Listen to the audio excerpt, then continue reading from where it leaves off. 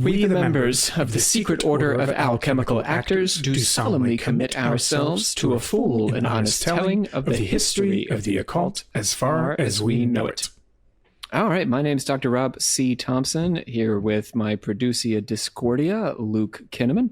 Luke, what's up? Hello. We're very excited about today's episode. I want to say that today's guest comes to us by way of our Discord listeners. They recommended, and Luke and I have been very much enjoying our listeners' YouTube channel. That's right. We have another guest from the old YouTubeosphere. Luke, who's joining us? Well, joining us today, we have the illustrious Dr. Justin Sledge of Esoterica, a doctor of philosophy with a master's in religious studies, who provides an analytic and unbiased look into the Western esoteric tradition.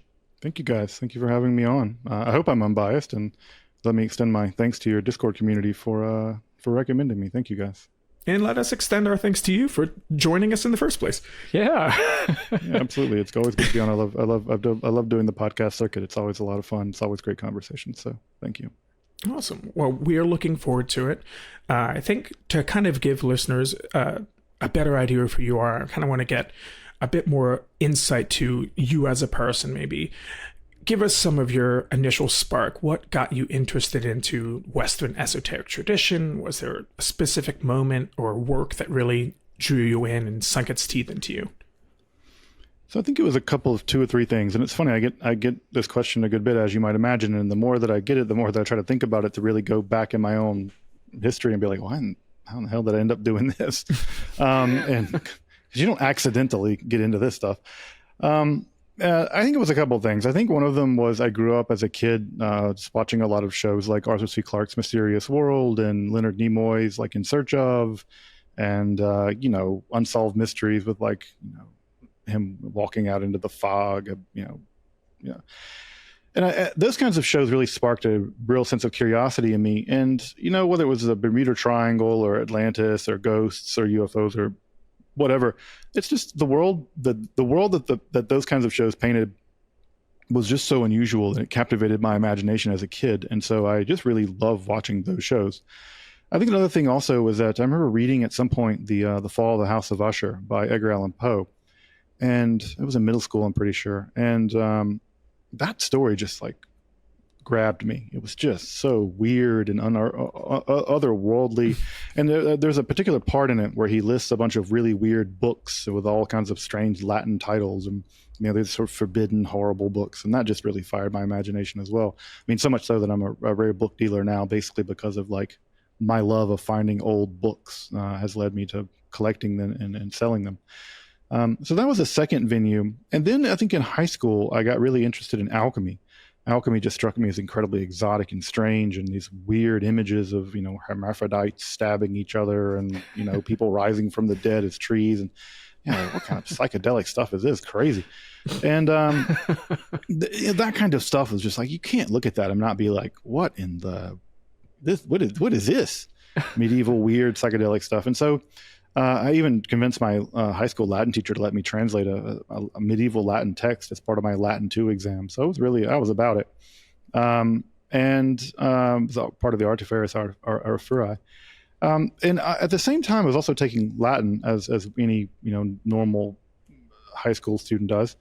And I came upon it I think it was in Usenet or one of the old, ancient internet kind of groups. This whole business about John Dee and Edward Kelly and this Enochian language. And, and I was taking Latin at the time, so I had a good sense of, grammar and syntax. That was kind of the world I was swimming in. And I also had a sense of how to fail Latin exams. And you failed Latin exams because you didn't understand grammar and syntax. And what I realized is that the easiest way to make up a language is to make up gibberish, and you could say whatever you wanted, make any sounds you wanted, and who could tell you it wasn't really true? Of course I meant blah, blah, blah when I said all that. But of course, the big mystery about the so-called Enochian language is that it does have grammar and syntax. It has vocabulary. It morphologically changes. And that should not be happening in a fraud. That's not, people talking in tongues. That's something weird is happening there. And that really perplexed me for many years. I literally went to graduate school basically to write a series of, I think, 5 major papers on John Dee and Edward Kelly. and the whole Enochian business, because it just so vexed me in some ways. My sort of surrogate grandmother growing up said that I had a mind like a steel trap. So basically from the time that I was 14 until I went to graduate school, I was ruminating about this and had to exorcise myself of the demons of it by writing about it incessantly. So I think it was those things, as a young child, and I had a kind of belief in the supernatural. I remember distinctly being terrified of a girl in the 6th grade who had this sort of curly red hair, because I was convinced that she was a vampire. And I was, telling a friend of mine that she was a vampire, and she looked over at me at school and like looked directly at me when I said that. And I was like, that's it, I'm dead. There's nothing I can do.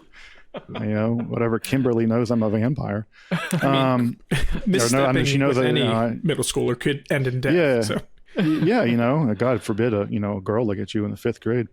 And this is the kind of stuff. So I lived in that. I was very much awash in the world of the supernatural. And I think what happened, to make this story a little shorter, most people either do one of two things. They become sort of full throttled occultists, right? They kind of, they don't bite the bullet, they eat the armada. You're kind of all about it. And you typically meet people, they don't believe in just Atlantis. They also believe in, Jewish space lasers and, the Bermuda Triangle and everything else. You're not just typically the Atlantis guy. The Atlantis stuff leads you to believe in other things as well. I sometimes refer to this as conspiracy comorbidity. So you typically go that direction, or you go the other direction. And the other direction is you become a complete skeptic. You're like, no, there's no Bigfoot, Atlantis, and whatever. I did both. I developed a skeptical attitude, but I maintained a deep interest. And that skepticism plus interest, which is like a sympathetic trying to understand this kind of stuff, at the same time being critical and actually asking hard questions about evidence and data, it led me to a very unique outlook on a lot of this material. And that led me eventually to graduate school to study Western esotericism in one of the only degree granting institutions in the world that you can get it's not Hogwarts. You get an actual piece of paper saying you're a legit teacher and a legit academic. And it led me there. And eventually it led me to starting a YouTube channel, thanks to my brother's recommendation that I do so. And becoming a weird expert. And, or I don't know if I'm a weird expert, being an expert in otherwise quite strange topics. I probably am a weird expert, but at any rate, so that's kind of the backstory. It's letting my sense of the world as a strange place not ultimately be quashed by skepticism, but actually being enriched by skepticism. And I think that we can have a skeptical attitude toward the esoteric, and that skeptical attitude toward the esoteric can actually enrich our appreciation of it, as opposed to diminish or destroy it. I don't think there's any fundamental paradox between being both a skeptical person but also a person of a kind of faith, which I consider myself to be both. So your master's work was with John Dee, and then what did you do your dissertation on? So dissertation was on a completely different topic. So once I got to graduate school in America, I realized that graduate school is a nightmarish hellscape. That come on now, be honest. Surprise, surprise. It's an intellectual race to the bottom, in which you professionalize yourself out of anything resembling philosophy. So I had a bad time. I'll be honest. I had a very unhappy time in graduate school during my PhD. I was offered a position in Europe and should have taken it. I look back on that with a lot of regret. I ultimately got to the end of my graduate school career having basically been told I can't write anything I want to write. Everything I wanted to write was about Western esotericism, and I was told you can't do that. You'll tank your career. Surprise, surprise, there are no careers actually in philosophy. So there was no career to tank. I should have just told them there's no career for me to tank. So I'm going to do what I want to do. If I had known the truth, I'd have tanked it on my own terms. But they were basically like, look, you got to get out of here. Like, you're not having a good time here. We don't really like you. You do weird stuff. And so can you just write a dissertation and like dip? And so, in no uncertain terms.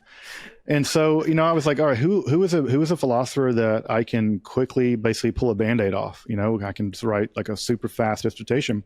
And what's the topic that I think could conceivably get me a job? And the philosopher that I knew that I could write very quickly on was Karl Marx.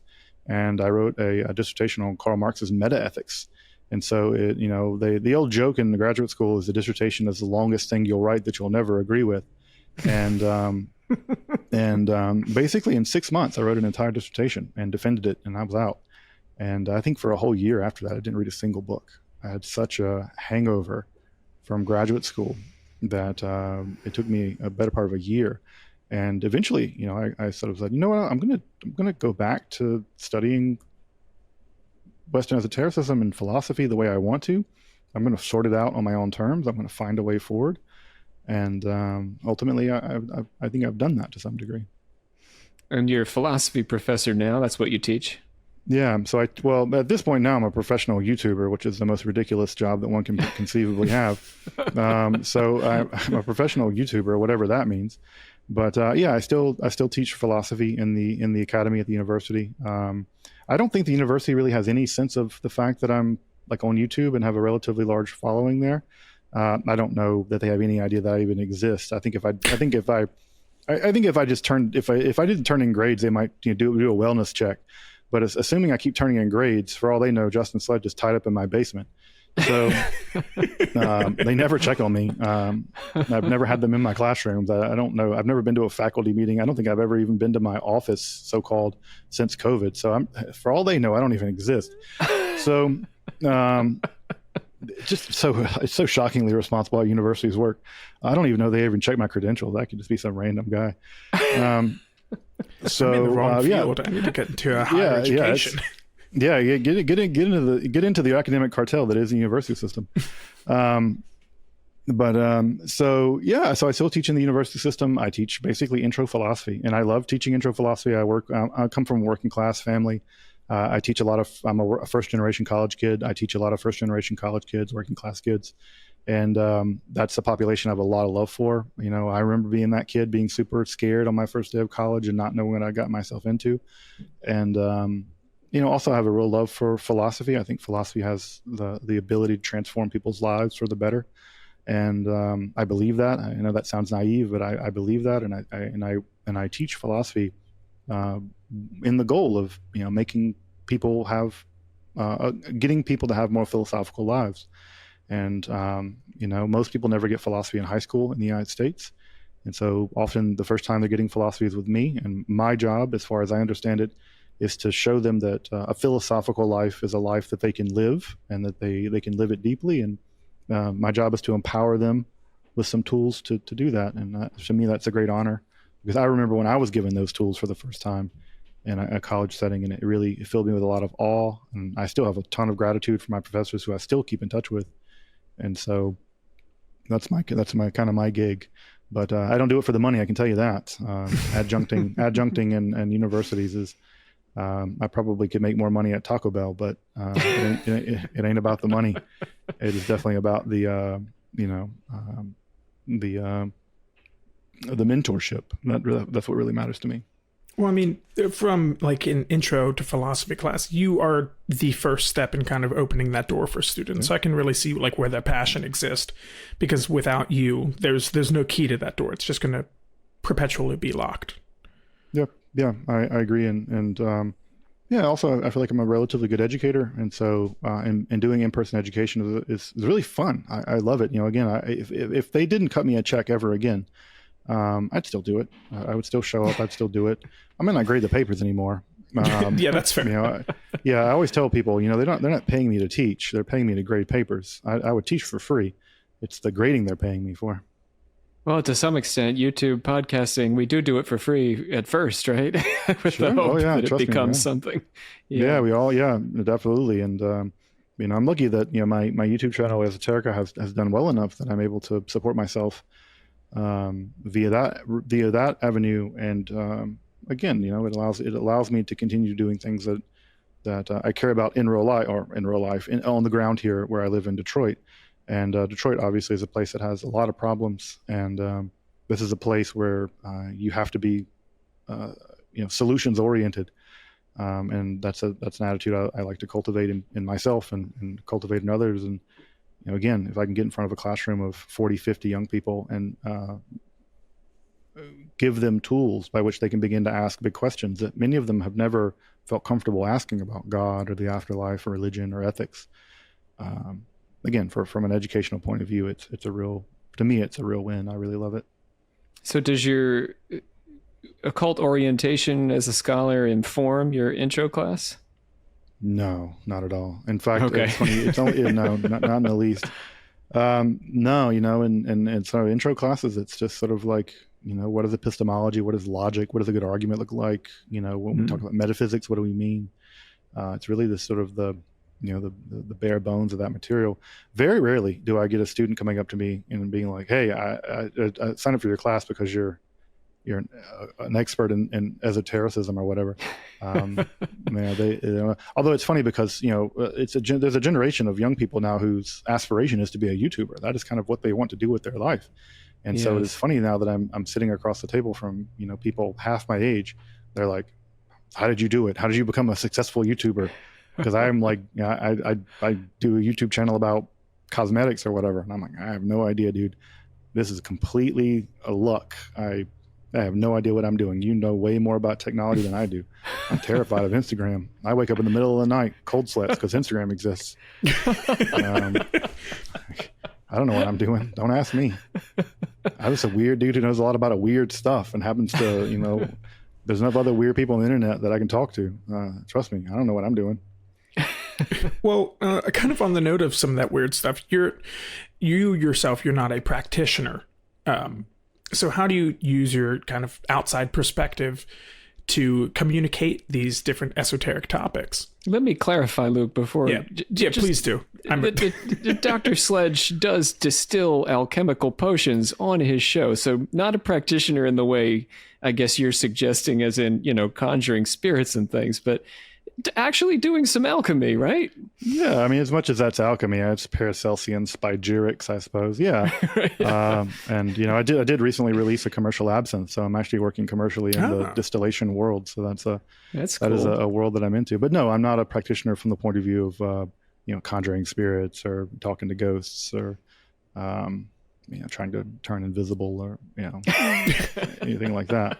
Although if you get enough absinthe in me, I could see a few people turn invisible. Yeah. No, trust me. People ask me like, what spells, if I could pass any spell at all, what would I do? I'm like, look, I would cast the ubiquitous buried treasure spell, which is in basically every medieval grimoire, because I'm an 80s kid and like the Goonies is close to my heart. So basically it's just like magical Goonies time. And the other is like, I would absolutely turn invisible. I just thought I had to deal with anybody. That sounds great. You could be like, my wife is like, where's Justin? I'm like, he's out. He has disappeared, literally. You never know, though, when you distill these things on your channel, the next minute, maybe you're gone. Yeah, who knows? Yeah, it's like drink some potion and all of a sudden like, I've turned yellow. But of course, these texts are all corrupt, so I'd probably just turn half invisible. My ears would vanish. Like, crap. I knew I should have translated that differently. So yeah. So when it comes to how do I come at this from a practitioner or from a non-practitioner point of view, basically the way I try to apply all the rigor of academia to these topics, and that poses a really unique set of challenges actually. But so what I basically do is I try to come at these topics from a data-driven empirical point of view. So I'm not there to judge whether or not you can really conjure spirits or not. That's just not. I don't have any interest in judging whether that's true or not. I have beliefs about that, and I'm happy if people ask me about my beliefs about that. But what we have is the data, and the data and the texts are to me what matters. And again, this is also just as equally true about the Old Norse sagas. I don't have to believe in Thor to rigorously try to understand the sagas. And so the task then is the first task is we must understand and appreciate this data in its historical context. We absolutely must not make fun of it from our own historical perspective, looking back on these people and go, oh, stupid medieval people thought they could conjure demons. That's just, you're not doing history. You're doing judgy wudgy was a historian. And to me, it's not, that's worthless. And so you have to understand, why did anyone think this made sense? And that requires you to do a lot of historical analysis. It requires you to get in their heads. It requires you to know the intellectual context. It requires you to know a lot about medieval and ancient philosophy.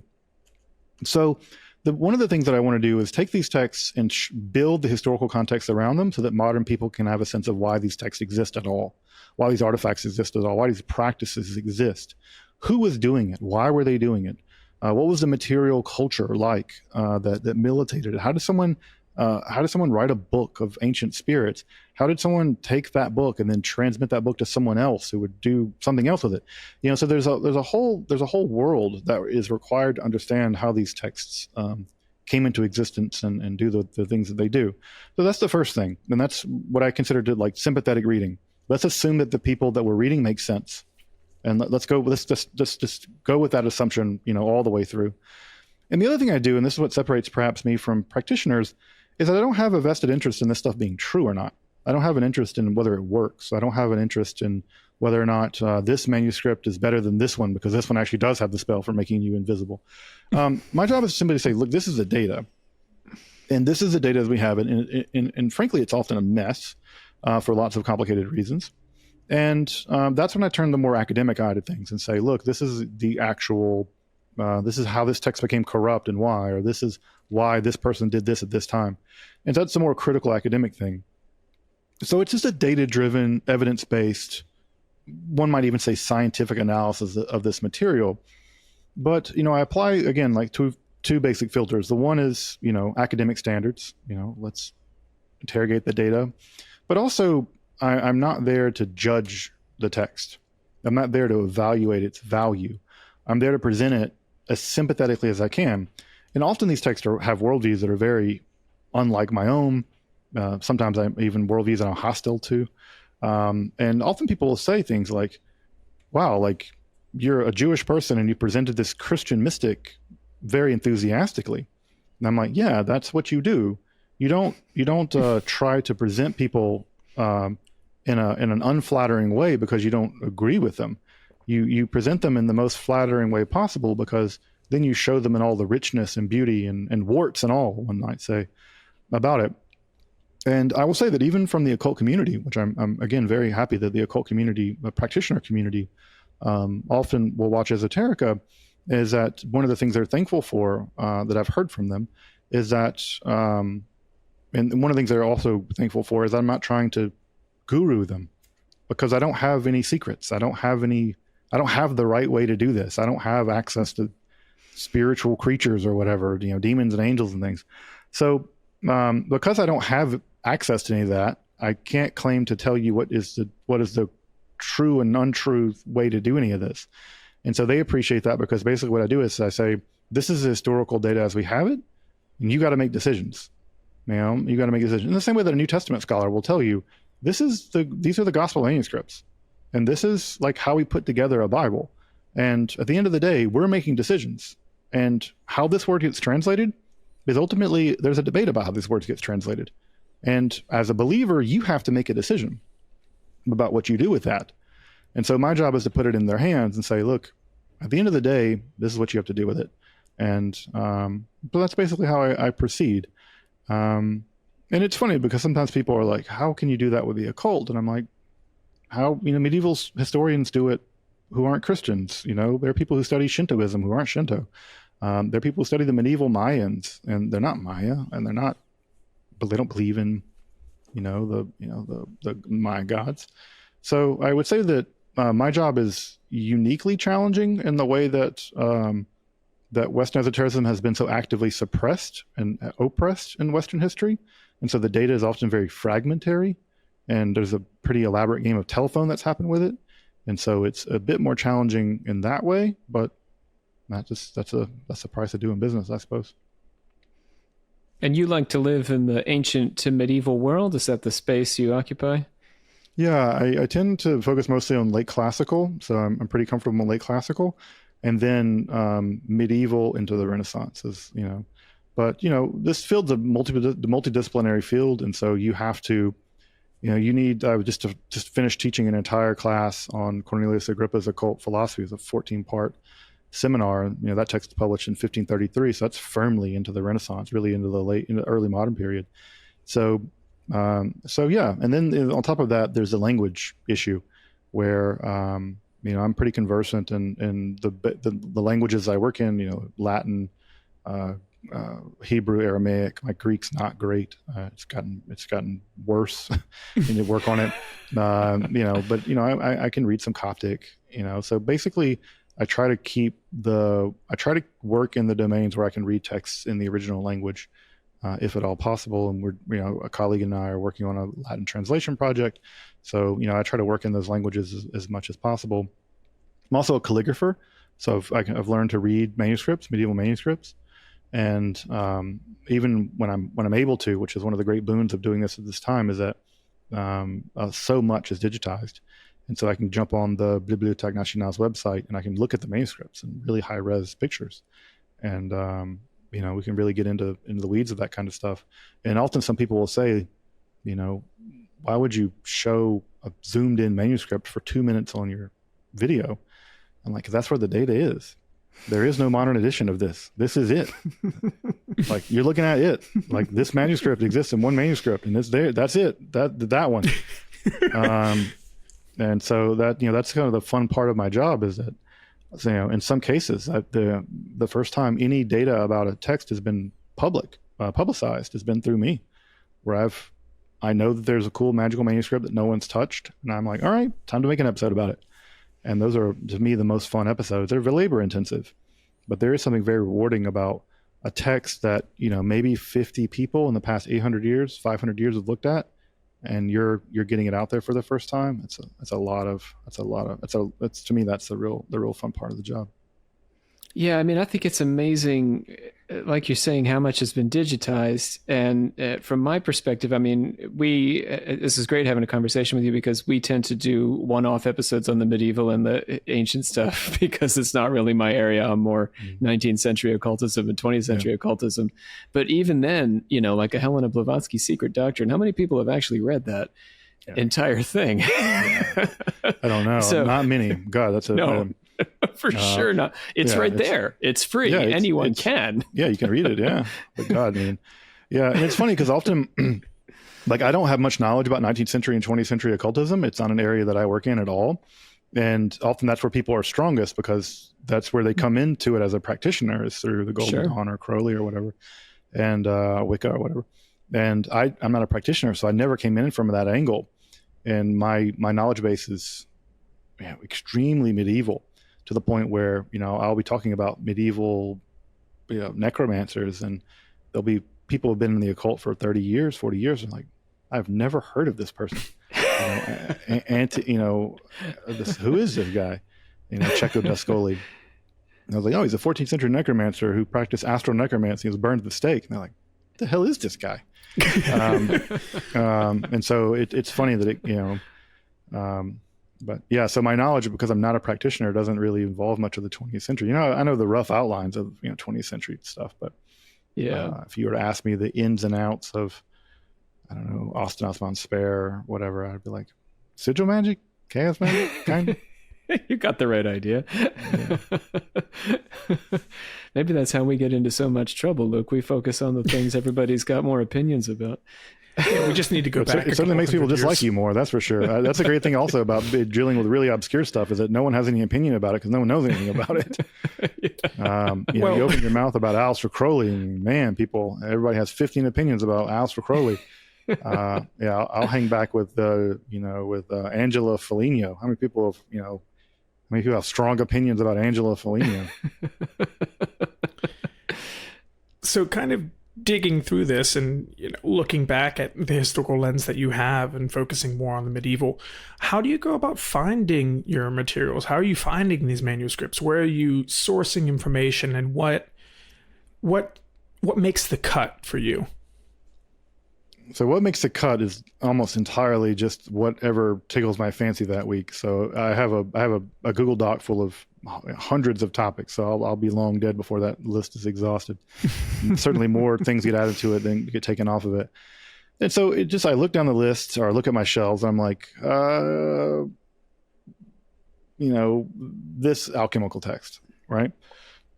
So I'm trying to think of a good example of something that I'm going to cover soon. So what I'm going to be covering in a couple of weeks, covering Martin Del Rio's investigations into magic, the De Inquisitorum Magicarum. so published in 1599. It was the heir to the Malleus Maleficarum. It was the book that basically took over after Malleus went on the index. So a hugely important book on the history of magic, maybe the most important magical encyclopedia written before the 20th century. And, up until last year, there was no translation of it. Now there's a very expensive translation.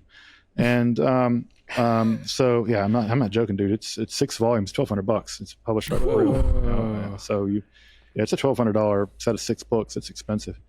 And I was talking to the people that published it, Brill, and I was like, look, guys, I have a copy from 1632. My copy from 1632 costs less than your copy. I was reading the damn thing in Latin, bro. Like, I ain't buying that. Academic libraries, man. I was going to say, so I don't expect to find it at my local public library anytime soon. No, but very, the research very unlikely. ones. The research ones are who buy those. Yeah, it's all University of Michigan and stuff like that that's going to buy those, and they're paying institutional prices for it. So, a book like that. So how do I know that book even exists? The main thing is that there are a couple of really, really important studies of, for instance, medieval magic. So I'll use magic as an example here. There are 2 big studies. There's Thorndike's History of Magic and Experimental Science that was published in early 20th century. It remains basically the gold standard. It's not perfect, but there ain't nothing like it. There won't be nothing like it for any time soon. So I have that on my shelf. And then there's a great little 3-volume collection by Lee called Toward Historiography of Witchcraft. I think that's what it's called. It's a 3-volume. And basically what the Lee text is really good is he goes through and basically does a précis on every single book about witchcraft and magic written between 1450 and 1750. So he just goes through and just lists every single one, lists the major manuscripts, lists the major printed editions. Thorndike will go through similarly and sort of march through the history of magic and experimental science, astrology, alchemy, whatever. And he'll lay out the major manuscripts. He'll lay out the major printed texts. And so basically what I'll do is if I'm interested in a text, I'll start with one of those 2 or something like that. There's several different. Alchemy has a similar kind of book. And that'll orient me to where the field was, at least in the 1920s. And scholars in the 1920s in many ways are fantastic. They're great scholarship back then. And so then I'm just now at that point I'm off to the races looking for manuscripts, looking for printed documents. If there are major critical editions, I'll pick those up. Those typically are pretty easy to find. So if there are modern critical editions, I'll look at those. Obviously, if they're modern studies, I'll look at those. If there aren't, then I know what I'll be spending my week doing, which is translating. And so, and it's definitely the case. I've translated half a dozen alchemical tracts because there's just no translation for them. And or there'll be a text like I made an episode on Nicholas Emmerich, very important medieval inquisitor, perhaps the most important medieval inquisitor before Torquemada, of course. But he wrote a really important inquisitorial document called Directorium Inquisitorum. It was the go-to evil book. Before there was Mein Kampf, if you wanted to name an evil book, you named Directorium Inquisitorum. It was considered to be the most terrifying book. Poe name drops it, actually. And there's no modern edition of that book. It's not to say there's no translation. There is no modern edition. And so if you want to read it, you read it in the 1557 edition. And that's it. That's your only option. And so I have a copy and from 1557, and that's what I work through to make the episode. And that's basically the way that I go. Sometimes I'm really lucky and they're really contemporary good studies of a text that I want to deal with. And there's a modern edition or critical edition of a magical manuscript that I want to deal with. And that's all makes my life a lot easier. But otherwise it's into the trenches. And that's kind of the work that you have to do if you're going to be an active historian or an active philosopher of ideas.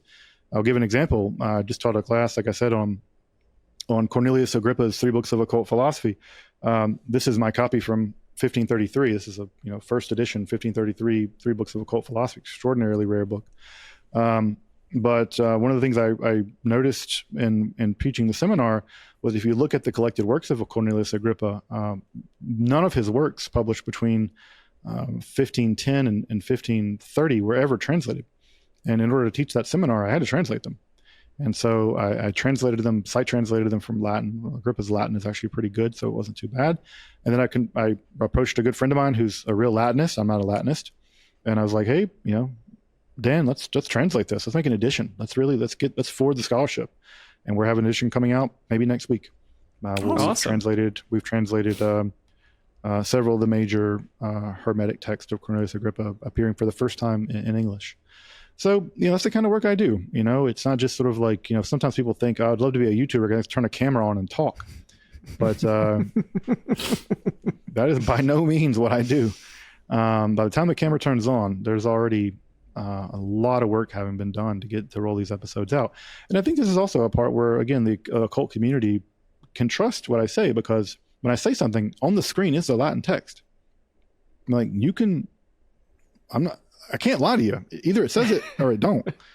And if you want to translate it, fine, you do it. But I'm not, and of course, as you guys know, right, there's an entire, as you niche down into any topic, the amount of specialists increases.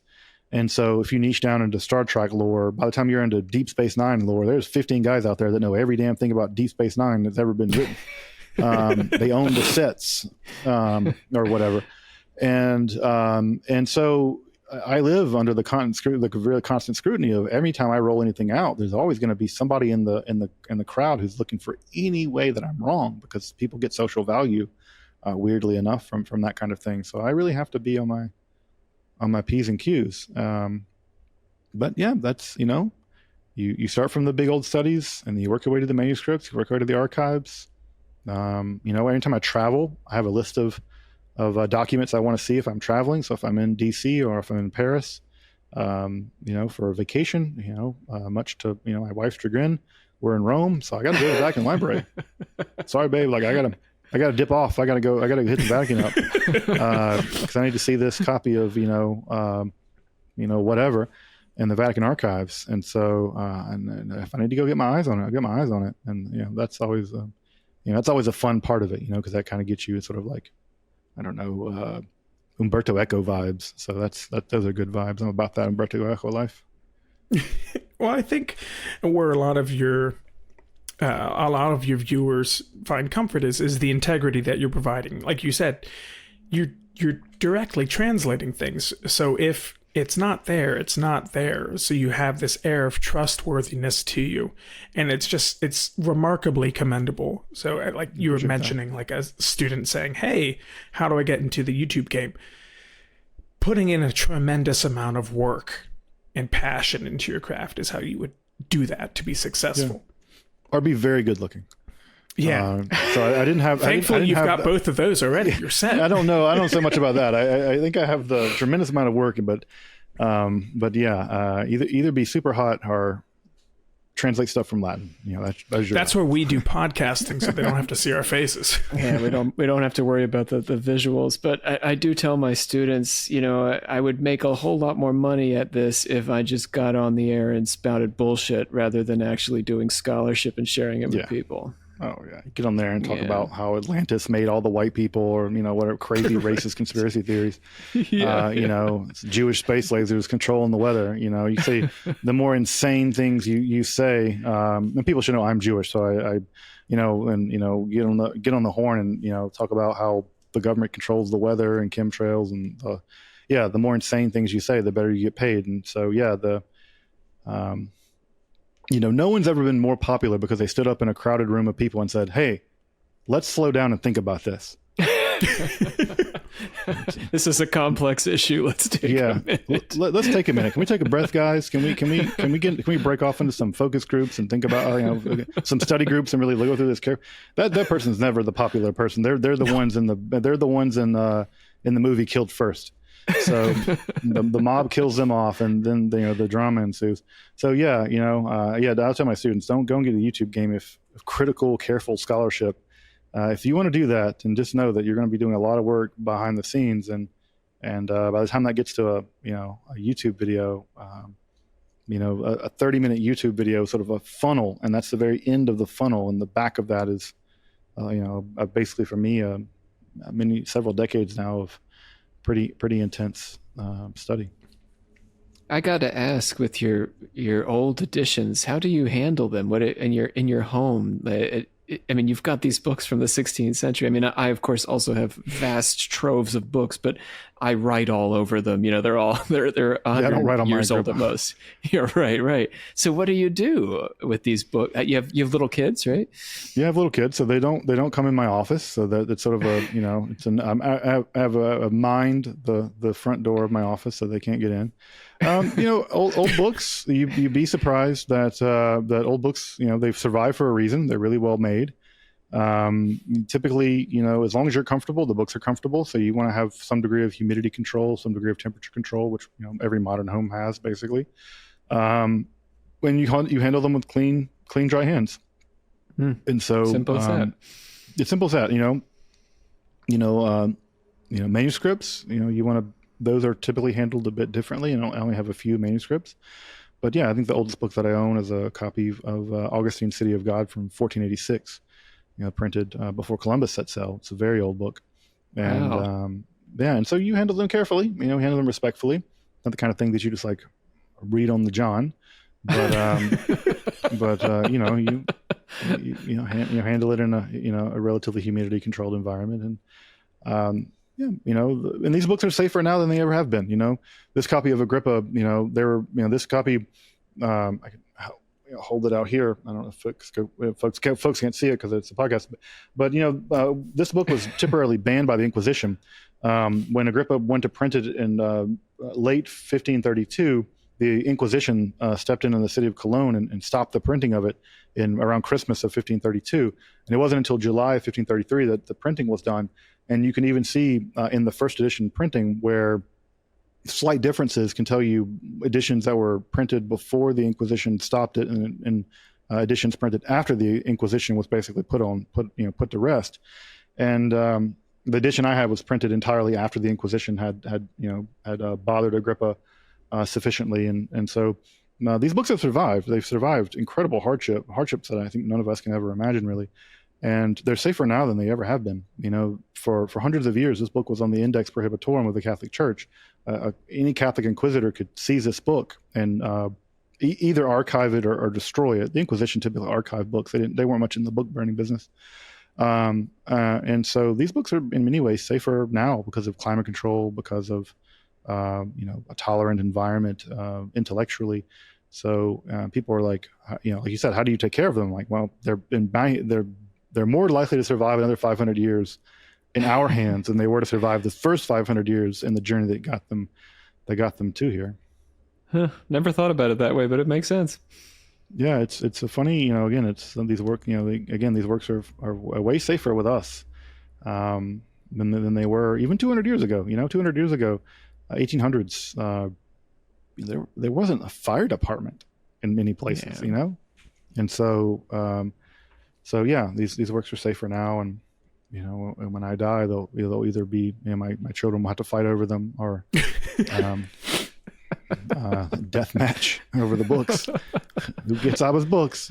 Or there'll be a mass donation and a big tax write off. I don't know, but I see myself as a steward of them. They're not mine. They're just I am the temporary speed bump in their history. They are the history. I am merely. I'm just a temporary carrier of them. Hmm.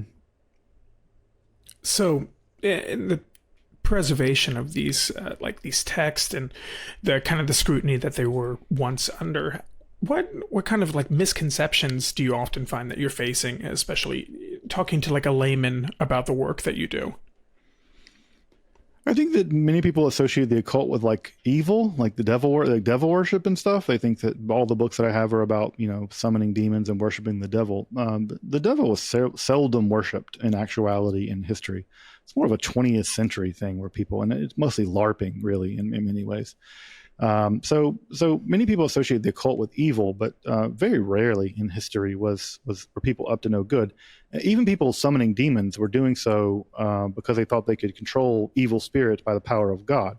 So they thought they were doing good. So in the same way that you might, I don't know, tame a wild animal to make it useful. You might break a horse to make it useful. Medieval Christians who practice these kinds of so-called dark arts, they were primarily summoning demons because they thought they could be useful for doing otherwise goodly Christian things.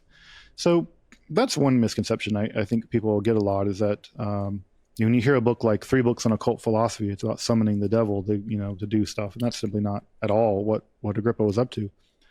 I think the second misconception comes really from the occult community. And the big misconception in the occult community is that we have received all of this data intact with no problems. And this is a sort of an interesting way in which people who often go into occult spirituality do it from Christianity, where they've been burned by Christianity or fundamentalist versions of Christianity, we might say, or the church in some way. They've been traumatized, and we should never downplay that. Religious trauma is a very real thing. But typically, you don't abandon the fundamentalism. The fundamentalism is it's transferred to your new religion, and now you're just a fundamentalist Crowleyite or whatever. And so, and anyone who's ever been around people like that will know they've experienced it. And there's a sense in which there's a right way. The history has given us the right way to do these things. And I'll just give one example of this. Anyone who's ever studied the occult is going to come across a text called the Clavicula Salomonis, the Key of Solomon. And the most popular edition of the Key of Solomon was published in the early 20th century. And that manuscript that was published by, I think, MacGregor Mathers, it's from the Bibliothèque Arsenal. That text is a French text and badly corrupt. But it was the one that hit the market first, and it was one that made the splash. We now know that there are about 150 at least manuscripts of the Key of Solomon that are in Europe. I've handled the most old one from the 15th century, formerly housed in the Rittman Library in Amsterdam. And the truth of the matter is that manuscript tradition is a mess. And we don't even know how much of a mess it is because there's no critical edition of it. We have no scholar, none, have ever seen every single one of them. There is no catalog representing every single one of them. And there is no edition in which we actually gather them all together and compare them. So sounds like your next project. Yeah, it sounds. But if there were 15 of me, but that would be if I had a real research funding, that'd be the thing I'd want to do. But there is no edition of the Key of Solomon because we don't even know what the text tradition looks like because we've never seen it all. And so I think there's a conception that there is a right way and a wrong way to do occultism. And the truth of the matter is history has bequeathed us not a right way and a wrong way, but I don't know. Have you folks ever seen like the tide coming in and it brings in all kinds of trash? Mm-hmm. The tide has brought in all kinds of stuff. And it just so happens that the first thing you picked up was a thing that we now read now. But just because that was the first thing you picked up doesn't make it the right thing. That's just a survivorship bias writ large. So so that's the occult misconception, that there is a right way because we have the authoritative documents. The truth of the matter is we don't even know what documents we have and don't have. But I see all kinds of funny misconceptions. I think one I get a lot is that the Vatican archives is hiding all kinds of stuff, that they have all kinds of secret books of magic that they're not willing to let go because they're holding on to their power or whatever. The Vatican archives are very accessible. If you have a good reason to go into them, I've been into them. They're not inaccessible. As long as you have a good reason to be there, they'll let you in. There are certain things that you're not going to get access to. Papal papers, for instance. You're not going to get access to 20th century papal papers. This is not going to happen because they don't want anyone to see how cozy the Vatican was to the Nazis or whatever. So that's not going to get out. But the truth of the matter is the Vatican doesn't even know what they have. I'll give you proof of that. Past 10 years, there was a copy of Spinoza's Ethics, very important rationalist philosopher. We previously had believed that all the manuscript copies of the Ethics had been destroyed before printing. And it was typical. And the Ethics was an incredibly controversial book. You didn't want to be caught with it. Well, guess what? A scholar was in the Vatican archives walking around, found a copy of Spinoza's Ethics, a manuscript, which we thought were all destroyed. Now, the reason why no one knew it was there is because the spine was just labeled De Deo, on God. How many books in the Vatican archives do you think are named on God? I mean, who knows? A metric God ton. And so no one had ever thought to look at all these books. And this scholar just happened to be like, I wonder. And they looked at it, and sure enough, it was a copy of Spinoza's Ethics, and it was published. The Vatican didn't know it was there. They didn't know it was there. So I can guarantee you that those archives are so vast that the Vatican doesn't know everything down there. And they're not cataloged scientifically, I can tell you that. So that's a misconception that I get. Also, a misconception I get is the Inquisition was an inherently bad institution. And it was. I mean, it did bad stuff. There's no doubt about it. The Inquisition was quite bad. But the Inquisition was an evidentiary-based institution. You had to prove your case. Now, you could prove your case with torture, and that's not good. But you had to prove your case. And that's very different than, for instance, before the Fourth Lateran Council, where you could prove cases by ordeals. Like, how far can you carry a red-hot chain? Like, that's not evidence-based jurisprudence. The Inquisition was evidence-based jurisprudence. And one of the weird things I tell people is, if you were accused of witchcraft, the one place you wanted to be in Europe was under the direct administration of the Inquisition. Because the moment an accusation of witchcraft was made, and if you were convicted, which was harder to convict people of witchcraft under Inquisitional law than it was other systems of law, you automatically got an appeal because it was a death penalty case. So your case went to a bishop in Paris. And the data is very clear about this. In rural Germany, where there were Protestants, and you were convicted, you were dead that day. If you were convicted in France, in northern France, your case went to a bishop in Paris. And if there was not really good evidence, or the evidence was entirely derived through torture, the case was thrown out. And so you were far more likely to survive a witchcraft accusation under the aegis of the Inquisition than you were otherwise. So the thing I want to point out to people is that history is complicated. That institutions that we typically associate with pretty bad stuff, like the Inquisition, it was a complicated institution. Again, I'm not justifying the things they did, but or that the fact that you could be caught practicing magic in some cases and not get killed. There were lots of people that were convicted of having books of magic in their libraries, and the books were confiscated. Again, the Inquisition would confiscate books. They didn't burn books because the Inquisition was a prosecutorial body. They collected evidence, and they retained that evidence as a means to prosecute people. Prosecution doesn't burn evidence. They need that evidence to prosecute people. And so that evidence goes into the archives. And so the Inquisition very rarely burned books. And this becomes an ironic fact, is that so much of what has been saved was saved by the very people prosecuting it, not the people practicing it.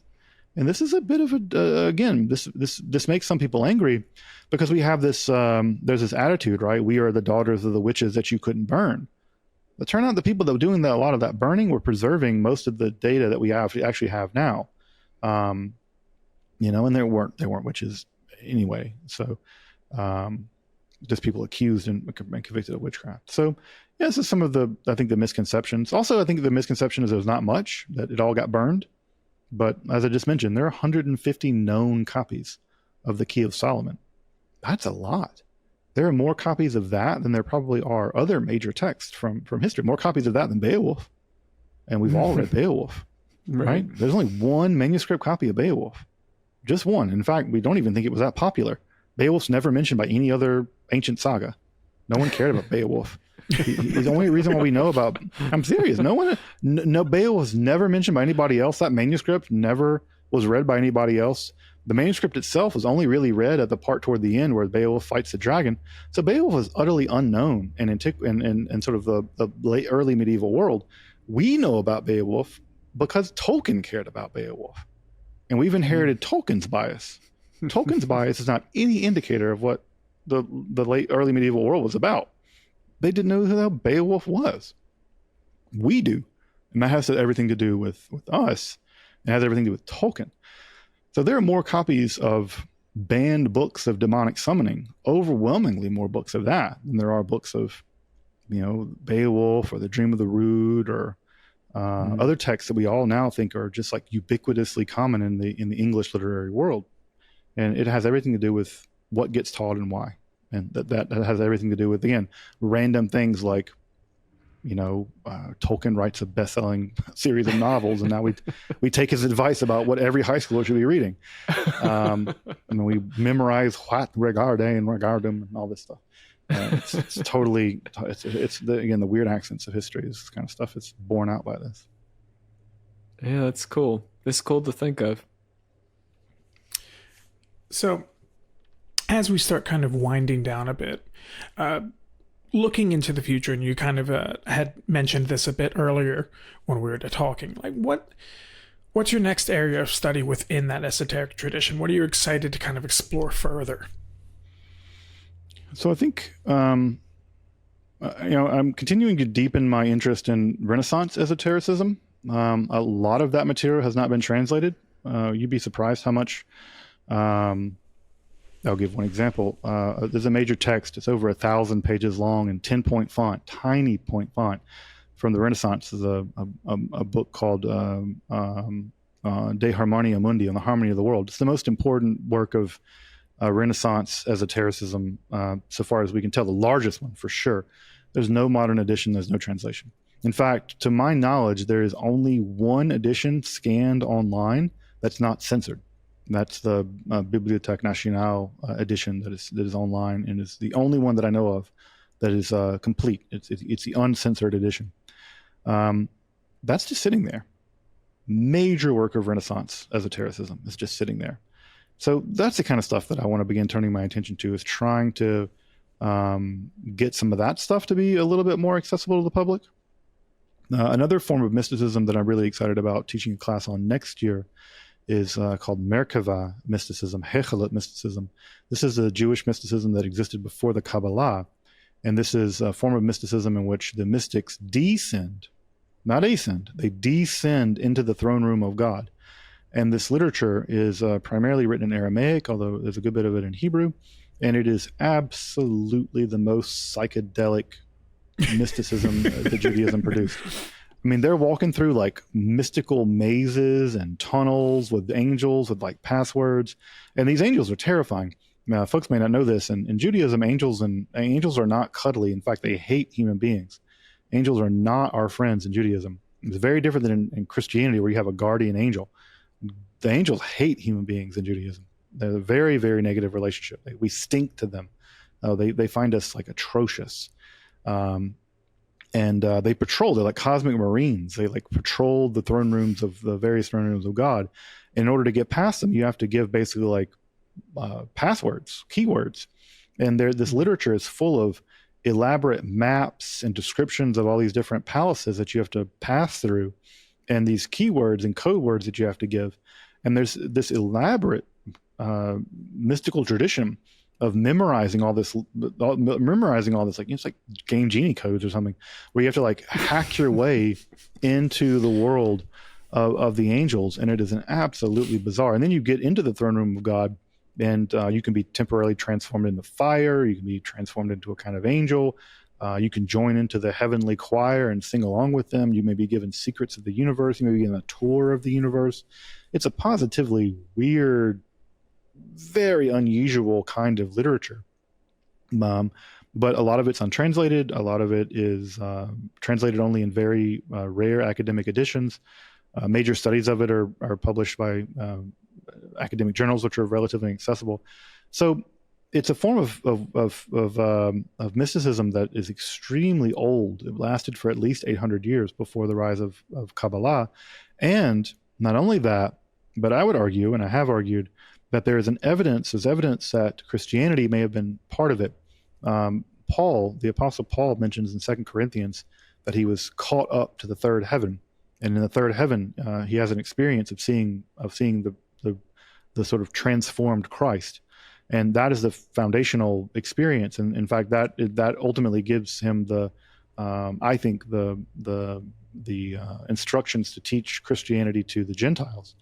And if that's the case, then this kind of mysticism was influencing him. He was a part of this mystical tradition. And the idea that Christianity would be a religion not just for Jews, but for Jews and for Gentiles, if that is a revelation he was given in one of these heavens, in this mystical tradition, that means that this mystical form of Judaism has had more impact on world history than any other form of thought. because it opened the door to the possibility of Christianity as a religion that would not be an exclusively Jewish religion.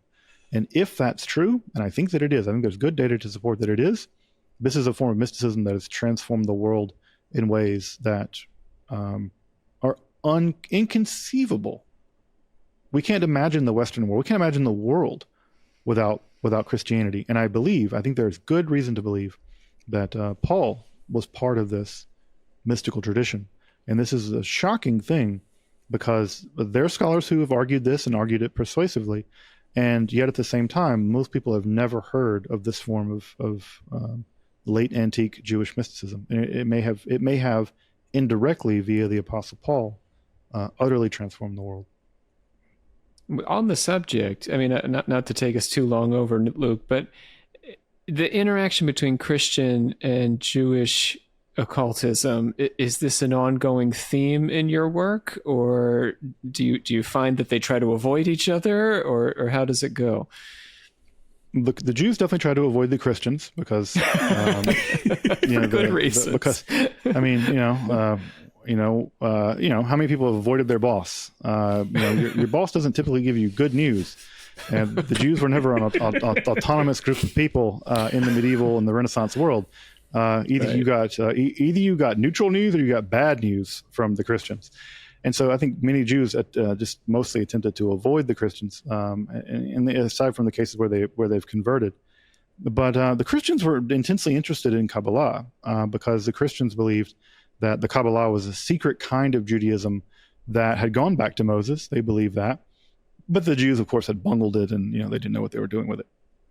And so Christians became incredibly interested in Kabbalah, so much so that the first printing of the Sefer Zohar, the most important text of the Kabbalah, was instigated by Christians. The Christians goaded the Jews to print it. The Jews did not want to print it, and it was ultimately printed on the behest of Christians.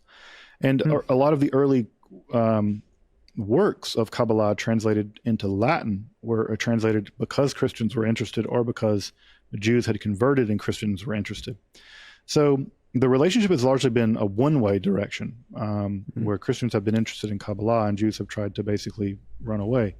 But yeah, there's definitely a long history of this. And of course, I mean, again, if you've ever seen a magical circle in a movie or in a book of magic, always there's Hebrew. There's always Hebrew. There's all Kabbalistic stuff there. And it just shows you absolutely that there's a long-standing intersection between Kabbalah and the occult and Christianity. And I'm very interested in that intersection. I find that those cultural exchanges, while I wouldn't say that they're symmetrical, by no means symmetrical, but they are interesting moments of cultural exchange, sometimes cultural imperialism. I think, in fact, Pico della Mirandola even referred to what he was doing as miraculous appropriation. He literally called it miraculous appropriation. In terms of appropriating Kabbalah to Christianity, he called it that. I'm not even making it up. And so those exchanges are interesting. And yeah, I'm very interested in the sort of the porous places in Christian and Jewish history where those kinds of exchanges happen. Of course, the exchanges also went the other way. You read the Sefer Zohar, and one of the major innovations of the Sefer Zohar is that God gets a feminine essence. It's called the Shekhinah, the divine feminine. And of course, that text is being written in the late 13th century in Spain, and it's no coincidence that is exactly the moment when you have the flowering of the Marian cult. And this is a major period where Jews are converting to Christianity in the lead up to 1492, and there's just no way it's an accident. The Christians are like, we have this Mary thing and it's really popular, and the Kabbalists are like, well, we have divine God too, we have divine feminine too. It's Shekhinah. Anything you can do, we can do better. The same time the all-night vigils start in Christianity. The Kabbalists are doing the same thing. So I think that there was cultural exchange the other way too. And so I think that's the case as well. But yeah, you crack open Agrippa's 1533, all three books of occult philosophy, and there's just tables of Hebrew letters. It must have been bewildering to most Christians. But Agrippa believed that these Hebrew letters had magical powers because, of course, God spoke the world into being. God said, "Yehi or, let there be light," and God said that in Hebrew, according to the Christian tradition. And therefore, if God speaks Hebrew, well, it must be magical at some level. It's a very reasonable thing to believe, given the parameters of Christianity. And so, unsurprisingly, Agrippa's 3 books on occult philosophy is peppered with Kabbalistic and Hebrew stuff. Very cool. Well, Justin, thank you so much for joining us. This has just been just a wealth of information that you provided. Where can we send our listeners to find you? Yeah, basically the only place I exist on the internet is I have a website. It's justinsledge.com. I have a rare book business, Esoterica Rare Books. Folks can take a look at some really old, weird, cool books there. And then my YouTube channel. It's Esoterica on YouTube. I don't have any other social media. Like I said, I'd rather confront snarling demons than Instagram. So I know what to do with demons. I don't know what to do with Instagram or X or Twitter or whatever it is these days. So yeah, I don't have much in the way of social media because I'm scared of it. Which should tell you something, by the way. I literally have in my house like medieval books of demonic summoning that so-called clairvoyants tell me that they're like, I'm not going in your room and I'm not touching those books, they're evil. And so I'm like, I'm not afraid of that, but I am afraid of social media. So if that's any indicator about the realities of social media, let it be known. But yeah, I'm just on Esoterica on YouTube. Folks can find me there, and they can find me at my website. Yeah, what if they want to buy some absinthe, though? Oh yeah, yeah. So if they want to buy some absinthe, great. So yeah, I just released commercial absinthe. We only made about 550 bottles on the first run. So at this point, if you want one, you're gonna have to come to Detroit because they're like exclusively at this point available in Detroit. So brave the wilds of Detroit. No, Detroit's a great city. And Tigers are doing great this year, and Lions did great last year. And God willing, we will defeat all our enemies, and they will grovel before us soon. So we have the absinthe available at Detroit City Distillery. But if we do make a bigger batch, or if we get some bottles that don't sell, we're going to get them for national distribution, hopefully in November. But the liquor laws are about as sensible as inquisitorial laws. So we'll see how it goes. But lots of irons in the fire. I'm leading a tour / seminar in Cairo, Egypt, next winter. We're actually studying esotericism and hermeticism and Gnosticism, actually on the ground. It'll be really cool to read a text of the Corpus Hermeticum, probably where it was written, in Hermopolis. So we'll be on the ground in those sites. To me, I'm pretty stoked about that. So yeah, lots of stuff going on in Esoterica. But yeah, folks want to follow my work, that's where to find me is on YouTube primarily. Awesome. Well, thank you very much, Dr. Sledge, for joining us. It's been a pleasure. Yeah, absolutely. Thank you guys for having me on, and happy to come back again if you ever want me. Oh, cool. We'd love to. Yeah. But we want to hear more about these adventures as you get into this 1,000-page text. Oh, God. See what comes of that. Yeah. Yeah, it's a huge, it's funny that so much of this stuff has been repressed and silenced. And, when there is something very special, and again, I'm not a superstitious person, I don't think, but I will say there is something magical when you translate a text for the first time, perhaps in hundreds of years, and you give people access to it. It's like it can breathe. You're giving it back its voice that it's lost. Yeah. And it's like you hear it exhale for the first time. And it's a real joy for me to be able to, work on this project with Dr. Dana Trell and I working on it. But yeah, there is something very magical to me about accessibility, that there's such a wealth that we have this weird belief that everything is on the internet. And that's just not true. The vast majority of things that I work on, they're on the internet in the sense that they're on like archive.org or Google Books, which archive.org has been recently hacked, sadly. But they're on there, but they're in Latin editions that haven't been reprinted in 400 years. So they're on there in a very inaccessible way. And insofar as I can make that stuff accessible, whether through Esoterica or through translating and publication, that's just every scholar loves the opportunity to do something like that. And that's my bag, and it's what I do, and it's my passion, and I'm glad to be able to do it. Thank God. Thank you for it. All right. With that, we will catch you all later.